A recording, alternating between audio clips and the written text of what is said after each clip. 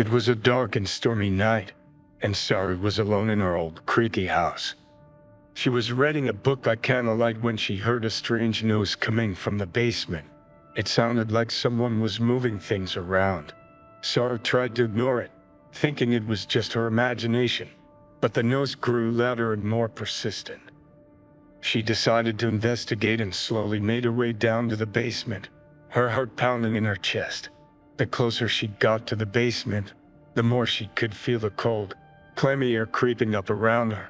When she reached the bottom of the stairs, she found that the light switch didn't work. Finally, she found the flashlight and turned it on. The beam of light illuminated the basement, and she could see that nothing was out of place. There were no signs of anyone or anything being down there. But the noise continued. It sounded like something was tapping on the pipes. Sara tried to dismiss it as just the old pipes, but then she saw something move out of the corner of her eye. She quickly turned her flashlight in that direction, but there was nothing there. She shrugged it off and started to walk back up the stairs when she felt a cold hand grab her ankle. She screamed and tried to kick it off, but the hand wouldn't let go. She looked down and saw a dark figure holding onto her leg. The figure slowly dragged her across the floor, towards a dark corner of the basement. Sara tried to fight back, but it was no use. The figure was too strong and she was too weak. She was scared for her life, and all she could do was hope for someone to save her. Suddenly, the figure stopped, and Sara felt it let go of her ankle.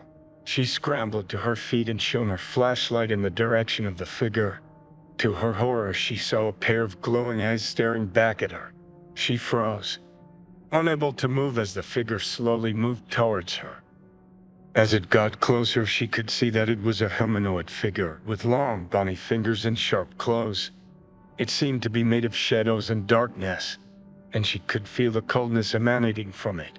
She was too scared to move, too scared to scream. She just stood there, frozen in terror as the figure came closer and closer. Suddenly, the figure disappeared, and Sara was left standing there, alone in the dark basement. She was shaking, her heart racing, and she knew that she needed to get out of there as fast as possible. She ran up the stairs and out of the basement, but she didn't stop there. She ran out of the house and into the pouring rain, not looking back until she was a safe distance away. Sara never went back into that house again. She sold it and moved far away, hoping to forget the terror she experienced that dark and stormy night. But she could never forget the feeling of that cold, bony hand on her ankle, or the sight of those glowing eyes staring back at her from the darkness. Years passed, and Sara tried to forget about that terrifying night in the basement. She moved on with her life, got married, and had children. But every time she heard a strange noise in the night. One day, Sara received a phone call from her cousin who had recently purchased the old house. Feeling guilty for not warning her cousin about the house, Sara agreed to go back and visit her cousin. She arrived at the old house, and as soon as she stepped inside, she felt that familiar feeling of coldness creeping up around her. She tried to ignore it and went to talk to her cousin. As they were chatting, they heard a strange noise coming from the basement. Sara's cousin looked at her, wide-eyed, and asked if she heard it too. Sara knew that she couldn't keep denying the truth, and she agreed that she heard the noise as well. They decided to investigate, and as they made their way down to the basement, Sara felt that familiar feeling of fear gripping her heart. When they reached the bottom of the stairs, they saw that the light switch didn't work. Just like before, Sara fumbled around in the dark, trying to find the flashlight she left there all those years ago.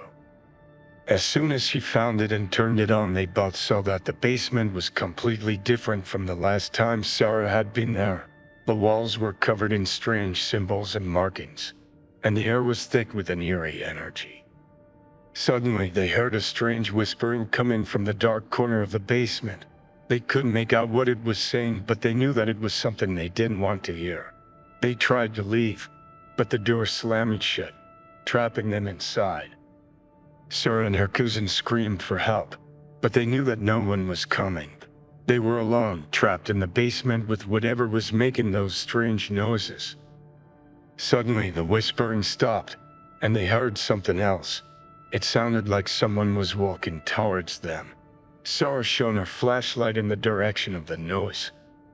Sara and her cousin screamed and tried to run, but the figure was too fast. It reached out with its long, bony fingers and grabbed hold of them, pulling them towards the dark corner of the basement.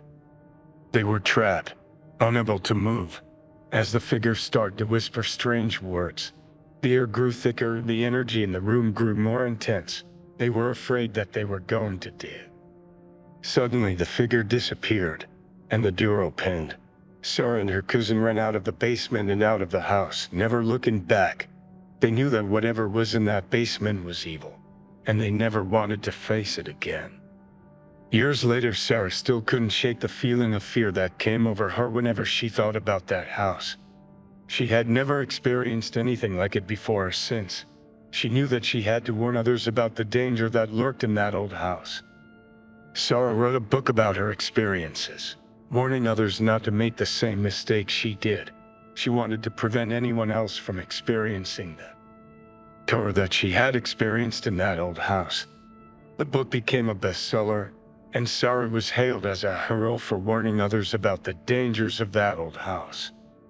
But despite her success, Sara still couldn't shake the feeling that something was watching her. Even now, she tried to brush it off, telling herself that it was just her imagination, but deep down she knew that something was off. One day, Sara was walking home from the grocery store when she heard a strange noise coming from the alleyway. She tried to ignore it, telling herself that it was just a stray cat or something, but the noise grew louder and more persistent. Feeling uneasy, Sara quickened her pace and tried to get home as quickly as possible. But as she turned the corner, she saw that same figure standing in front of her. It was the same shadowy humanoid figure with glowing eyes and sharp claws. Sara froze in terror, unable to move or scream. The figure slowly moved towards her, its long, bony fingers reaching out towards her. Sara closed her eyes, bracing herself for the worst. But when she opened her eyes again, the figure was gone. Sara looked around, confused and scared.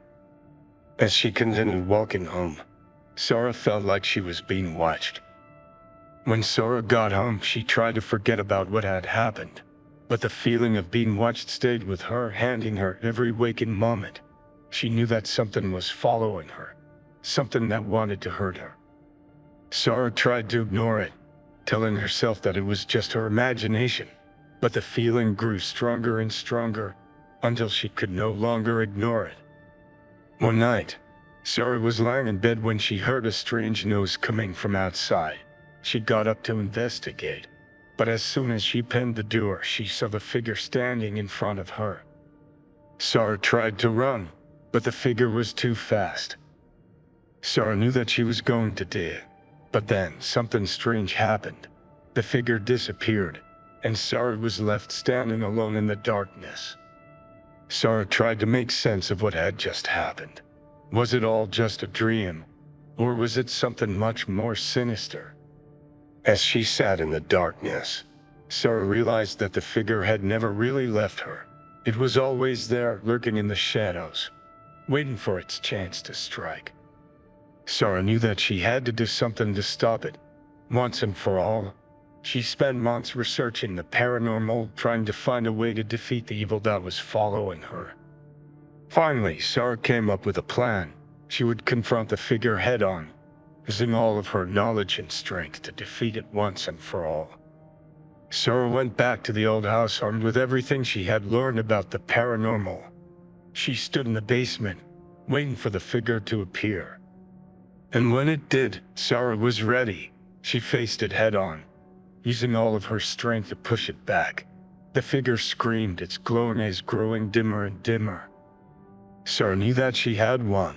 The figure disappeared, and Sara was left standing alone in the basement.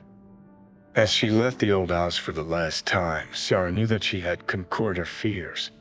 She had faced the darkness head-on and emerged victorious. And even though the memories of that old house would always haunt her,